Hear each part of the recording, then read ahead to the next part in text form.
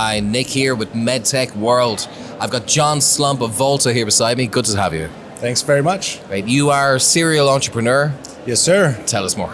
Well, I actually started my first medical device company as a young 20-year-old undergrad student at University of Iowa, of all places, when my sister was diagnosed with skin cancer, and I learned healthcare workers treating cancer patients were getting leukemia, becoming infertile, or having a host of other issues. So that was kind of how I cut my teeth in med device startups, and as a co-founder, CFO, raised about $35 million and exited that business to some private equity folks who went on to grow it. And along the way, I got involved in another company called Farapulse, which had a very significant exit. Was the co-founder, and that's a new AFib ablation catheter that was acquired by Boston Scientific for about $800 million, $450 up front. So had a couple wins.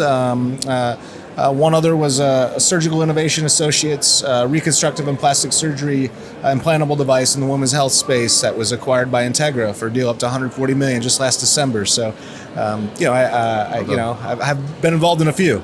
Great. Lucky, and you're continuing on the same road. There's more products to get out there. Is that right? Absolutely. Yeah, I've been in the CFO role for each of these startups, and more recently here, I'm a recruited CFO to Volta, so I'm not a founder of this one, but I've definitely been in the founder's shoes multiple times in the past, and I'm very excited to work with some physician entrepreneurs and a bright young data scientist who's the founder CEO. So. Great. It's nice to be in a company as CFO of a company that's been funded, but the run rate can be quite long, or it can take a lot of time to get the product to market, etc. As a CFO, how do you deal with that? How do you help the books to balance and keep the money coming in?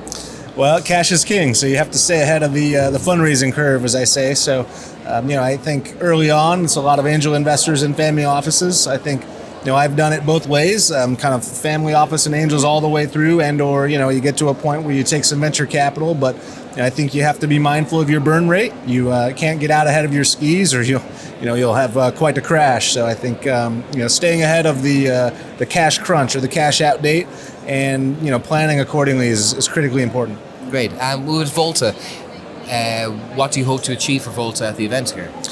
Good networking. The Volta has raised about 70 million euros so far through seed A and B round, and we're very excited about that. The company's very cash strong, but it's never too early to start networking with that next round of investor. Cool. Did you arrive yesterday? Tuesday evening, actually. Yeah. Cool. Give you a little bit of time to get around this country. What do you think? I think it's beautiful. It's a gorgeous country. Actually got out to Gozo in the Blue Lagoon yesterday, so it was a lot of fun. Brilliant. And I guess a couple more things. The events, the keynotes. Are you going to talk here this year?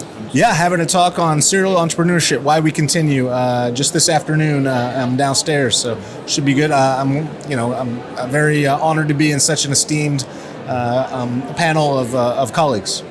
Why do we continue?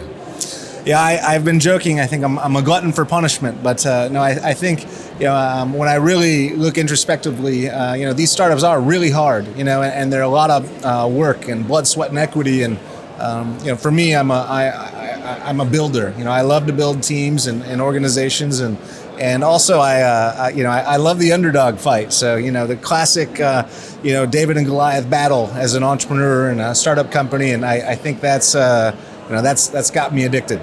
And sell them to the Goliaths. Yes. Great. It's wonderful having you, John. Thanks so very much for joining us. Yeah. John Slump from Volta. Thanks for having me.